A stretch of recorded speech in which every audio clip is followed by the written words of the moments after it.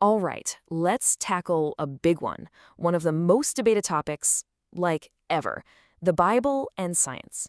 We're going to dig into this really complex history, but probably not in the way you're used to hearing about it. We're going way beyond that simple conflict story to find a dialogue that's, well, it's a lot more interesting.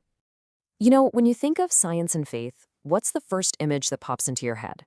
For a lot of us, it's this picture of a constant battle, right? An endless war between the people in lab coats and the people in collars. This whole warfare idea is kind of the default story. But what if that's not the whole picture? What if the real history is way more complicated and, honestly, way cooler? So, to really get this, we've got to go way back. I mean, back to a time when studying the natural world and understanding God looked completely different than they do today. Let's start with this era we could call science in the cathedral. Now, here's the thing that might be kind of surprising. For most of Western history, there wasn't this big, sharp line dividing science and religion.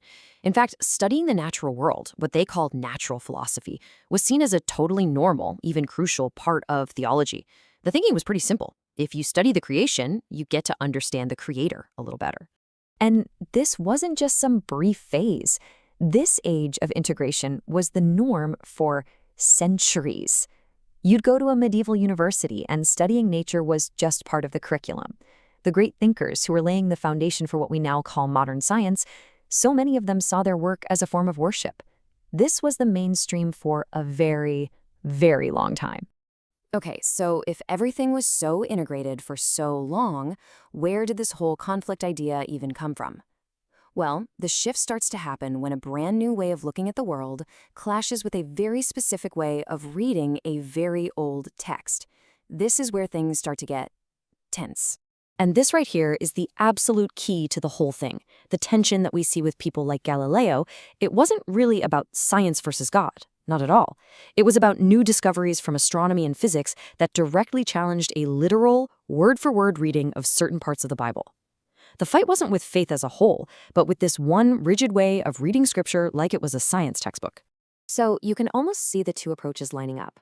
On one side, you've got a literal reading, which says the universe has to work exactly the way it's described in these ancient texts.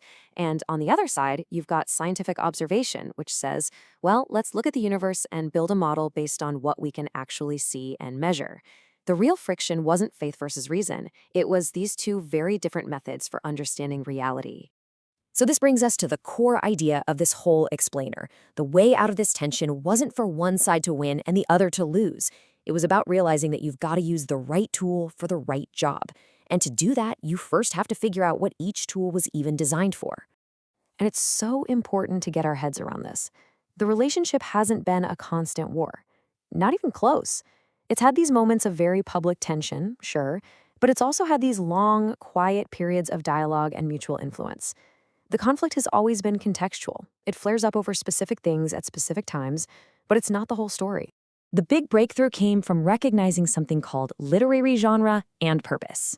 I mean, think about it like this. You wouldn't grab a book of poetry to figure out how to assemble a desk, right? And you wouldn't read the desk's user manual hoping for some deep spiritual wisdom. You just get confused because you're using the text for something it was never, ever meant to do. And there it is. That's the heart of it. The Bible is not a scientific treatise. Its job is to talk about meaning, theology, purpose, the big why questions. Science, on the other hand, is this incredible method we developed for observing, measuring, and describing the physical how of the universe. Once people could make that distinction, modern science had the room it needed to truly take off. So where are we now? Well, this story doesn't have a neat little bow on it. There's no the end. What we have is a dynamic, messy, and totally ongoing history. It's an unfinished dialogue. This quote just nails it, doesn't it? The story of the Bible and science isn't some straight line of opposition where one side finally wins. It's this much more fascinating history of humans adjusting their understanding, reinterpreting texts in light of new information, and redefining the kinds of questions we even ask. So let's just do a super quick flyover of that journey. We started with integration, where science was just a part of theology. Then we got friction, when new discoveries started pushing back against literal readings. That forced the huge step of distinction, realizing they were two different tools for two different jobs. And that brings us to where we are today, in a state of ongoing dialogue where the conversation just keeps evolving. Which leaves us with one final kind of mind-bending thought to chew on. This whole history has been about reinterpretation, about an ancient text adapting to new knowledge. So here's the question. If a text has to be constantly reinterpreted to survive, at what point does it become a new text altogether? It's a tough question, and it's exactly why this dialogue is still very, very much alive.